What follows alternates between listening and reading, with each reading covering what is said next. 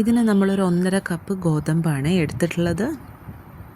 അതിലേക്ക് 2 പിഞ്ച് ഉപ്പ് ആഡ് ചെയ്തിട്ട് നല്ലോണം ഒന്ന് മിക്സ് ചെയ്യാം. എന്നിട്ട് ആവശ്യത്തിനുള്ള വെള്ളം ഒഴിച്ച് നമ്മൾ ചപ്പാത്തിക്കൊക്കെ കുഴയ്ക്കുന്ന പോലെ നല്ലോണം ഒന്ന് കുഴച്ചെടുക്കാം. അത് എന്നിട്ട് ചെറിയ ചെറിയ ഉരുളകളാക്കിയിട്ട് മാറ്റി വയ്ക്കാം. എന്നിട്ട് നമ്മൾ ചപ്പാത്തി പരത്തുന്ന പോലെ പരത്തിയിട്ട് ഒരു അച്ചോ അല്ലെങ്കിൽ ഒരു പാത്രം കമത്തി വെച്ചിട്ടോ റൗണ്ടാക്കിയിട്ട് കട്ട് ചെയ്തെടുക്കാം. ഞാനിപ്പോൾ ഇതിൽ 1.5 കപ്പ് പൊടിയാണ് എടുത്തിട്ടിരിക്കുന്നത്.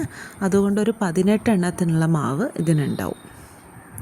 വേറൊരു ബൗളിലേക്ക് നമ്മളൊരു 1 കപ്പ് തേങ്ങ, പിന്നെ ഞാനിവിടെ എടുത്തിരിക്കുന്നത് 4 ടീസ്പൂൺ ഷുഗറാണ്. അത് നിങ്ങൾക്ക് ആവശ്യത്തിനനുസരിച്ച് കൂട്ടുകയോ കുറയ്ക്കുകയോ ചെയ്യാം.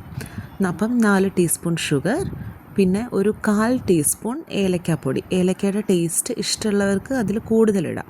ഞാനിവിടെ 1/4 ടീസ്പൂൺ ഏലക്കാപ്പൊടിയാണ് എടുത്തിട്ടുള്ളത്. എന്നിട്ട് കൈകൊണ്ട് നല്ലോണം ഒന്ന് കുഴയ്ക്കുക. എന്നിട്ട് നമ്മൾ നേരത്തെ പരത്തി വെച്ച മാവിലേക്ക് ഇങ്ങനെ നടുവിൽ ഈ തേങ്ങ വെച്ചിട്ട് വിരലുകൊണ്ട് സൈഡിൽ നല്ലോണം ഒന്ന് അമർത്തി കൊടുക്കുക. അത് സൈഡൊക്കെ ഒന്ന് സീലാവുന്ന വിധത്തിൽ പതുക്കെ ഒന്ന് അമർത്തി കൊടുക്കുക. അതിൻ്റെ സൈഡ് സീലായി എന്ന് ഒന്ന് ഉറപ്പ് വരുത്തുക.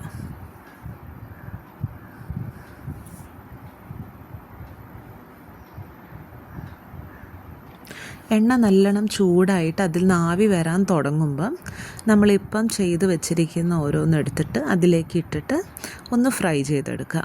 അപ്പോൾ ഒരു ഭാഗം ഒരു ലൈറ്റ് ബ്രൗൺ കളറാകുമ്പം തിരിച്ചിട്ടിട്ട് മറ്റേ ഭാഗം കൂടെ ഫ്രൈ ചെയ്തെടുക്കുക.